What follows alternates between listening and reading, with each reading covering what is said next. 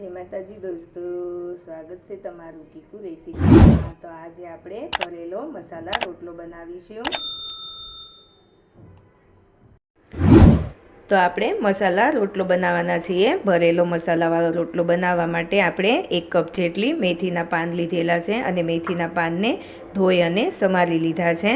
અને આ 1 વાટકી જેટલા કોથમીરના પાન લીધા છે અને લીલી ડુંગળી સમારી લીધી છે અને લીલું લસણ લીધેલું છે। તો હવે આપણે મસાલો બનાવી લઈશું। તો આપણે 1 ચમચી જેટલું તેલ લઈશું। તેલને ગરમ કરી લઈશું। તેલ ગરમ થાય એટલે આપણે તેમાં જીરું લઈશું। અડધી ચમચી જેટલું જીરું લેવાનું છે। તો જીરું ફૂટી ગયું છે। હવે આપણે તેમાં મેથીના પાન લઈ લઈશું। મેથીના પાનને આપણે તેલમાં સાતળી લઈશું। હવે આપણે લીલી ડુંગળીના પાન લીધેલા છે અને આ લીલું લસણ લઈશું અને આ કોથમીરના પાન લઈ લઈશું અને બધું બરાબર મિક્સ કરી લઈશું અને સાતળી લઈશું। આ વાટેલા આદુ અને મરચાં લીધેલા છે તે લઈને બરાબર મિક્સ કરી દઈશું।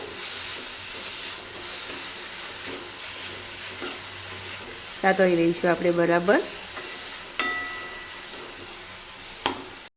તો આપણે વધારે કૂક નથી કરવાનો મસાલાને। આપણો મસાલો હવે સતળાઈ ગયો છે। હવે આપણે ગેસની ફ્લેમ બંધ કરી દઈશું અને આ મસાલાને ઠંડો કરી લઈશું। મસાલો ઠંડો થાય પછી આપણે તેમાં સ્વાદ પ્રમાણે મીઠું લઈશું। તો હવે આપણે રોટલો બનાવી લઈશું। તો તેના માટે 1 કપ જેટલો બાજરીનો લોટ લઈશું। સ્વાદ પ્રમાણે મીઠું લઈશું।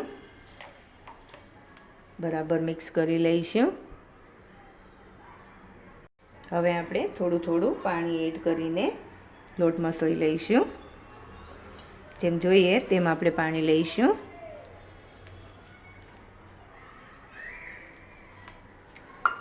થોડું થોડું પાણી લેતા જઈશું અને લોટને બરાબર મસળી લઈશું। આવી રીતે હથેળીની મદદથી વજન દઈને આપણે લોટને મસળી લેવાનો છે। હજી આપણે થોડું પાણી જોશે।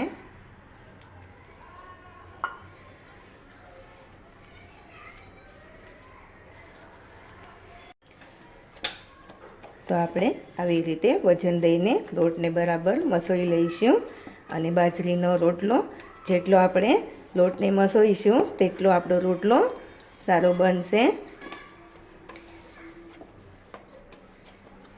હાથમાં થોડું પાણી લેતા જઈશું। પાણીવાળો હાથ કરીને આપણે ફરી પાછો તેને મસળી લઈશું। આવી રીતે મસળી લેવાનો છે।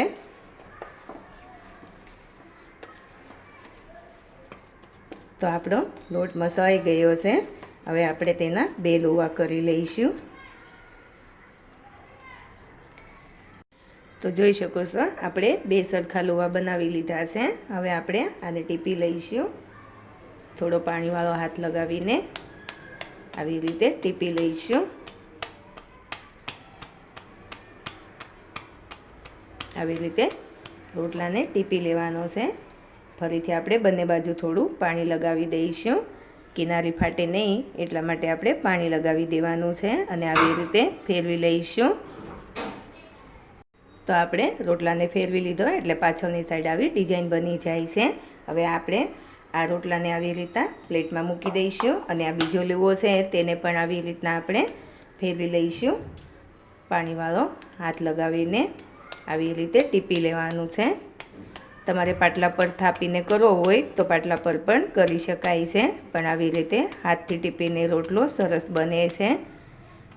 આને પણ આપણે પાણી લગાવી દઈશું બંને બાજુ અને આવી રીતે ફેરવી દઈશું।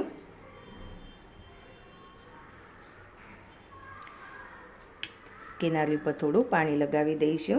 તો હવે આપણે આના ઉપર આ લસણની ચટણી બનાવેલી છે તે લસણની ચટણી આવી રીતના લગાવી દઈશું।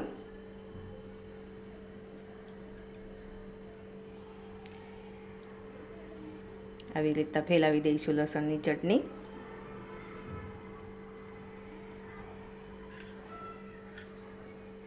આ બીજો રોટલો આપણે જે બનાવ્યો છે તેના ઉપર પણ આવી રીતે લસણની ચટણી લગાવી દઈશું। તમને જેટલી ચટણી ભાવે તેટલી તમે લગાવી શકો છો. તો જોઈ શકો છો આપણે બધી બાજુ લસણની ચટણી લગાવી દીધી છે. હવે આપણે આ મસાલો જે બનાવ્યો છે, મેથીનો મસાલો બનાવ્યો છે લીલો, તે આપણે લઈ લઈશું. આવી રીતે ફેલાવી દઈશું મસાલાને પણ.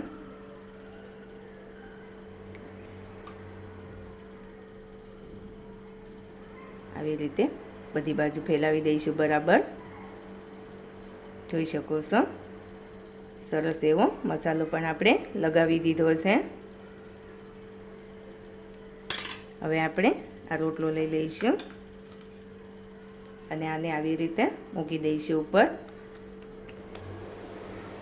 આવી રીતે દબાવી દઈશું અને આવી રીતે ફરી પાછો ફેરવી લઈશું. કિનારીથી દબાવી દઈશું. બધી બાજુ દબાવી દઈશું અને આવી રીતે ટીપી લઈશું. આરામથી ટીપી લઈશું રોટલાને. આવી રીતે ફેરવીને ટીપી લઈશું.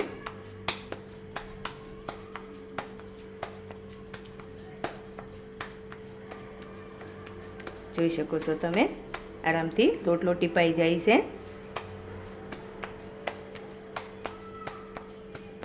તો આપણો રોટલો બરાબર ટીપાઈ ગયો છે. જોઈ શકો છો બંને બાજુ સરસ એવો રોટલો ટીપાઈ ગયો છે. હવે આપણે રોટલાને શેકી લઈશું.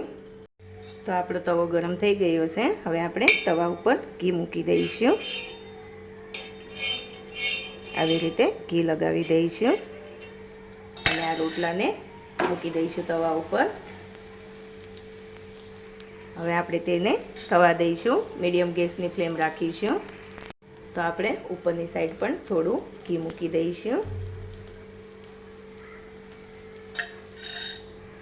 તો જોઈ શકો છો ઉપરનું પડ આપણું ડ્રાય થઈ ગયું છે. હવે આપણે રોટલાને ફેરવી લઈશું. જોઈ શકો છો સરસ એવો કલર આવી ગયો છે. હવે આપણે નીચેની સાઈડ પણ થવા દઈશું. આ ભરેલો રોટલો ખાવામાં ખૂબ જ સરસ લાગે છે. આપણે સાદો રોટલો બનાવતા હોઈએ તો આવી રીતે ભરેલો રોટલો બનાવીએ તો બાળકોને પણ પસંદ આવે છે. અત્યારે ઠંડીની સિઝનમાં રોટલા બધા બનાવતા જ હોય છે, તો આવી રીતે કંઈ અલગ રીતે રોટલો બનાવીએ તો બધાને પસંદ આવે છે. ઉપરથી આપણે ઘી લગાવી દઈશું. હવે આપણે ફેરવી લઈશું. જોઈ શકો છો નીચેની સાઈડ પણ સરસ એવો કલર આવી ગયો છે. હવે આપણે તેને ફેરવીને શેકી લઈશું. નીચેની સાઈડ પણ આપણે ઘી લગાવી દઈશું. ઘીની જગ્યાએ તમે માખણ પણ લગાવી શકો છો. આપણે 2-3 વાર ફેરવીને રોટલાને શેકી લઈશું એટલે આપણો રોટલો અંદરથી કાચો ન રહે અને બરાબર શેકાઈ જાય.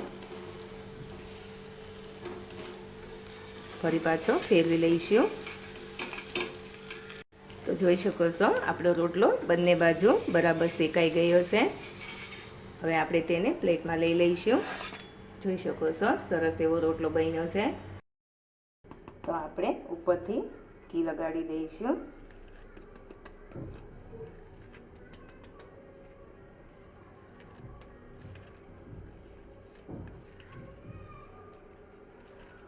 તો જોઈ શકો છો કેટલો સરસ રોટલો બન્યો છે. તો તૈયાર છે આપણો ભરેલો મસાલાવાળો રોટલો. તમે જોઈ શકો છો કેટલો સરસ રોટલો બન્યો છે. આવી રીતે મસાલાવાળો રોટલો તમે પણ એકવાર ઘરે જરૂરથી બનાવજો અને મારી ચેનલને લાઈક કરજો, શેર કરજો અને સબસ્ક્રાઈબ કરીને બાજુમાં રહેલું બેલ બટન દબાવી દેજો અને કોમેન્ટ કરીને કહેજો કે ભરેલો મસાલાવાળો રોટલો કેવો લાગ્યો.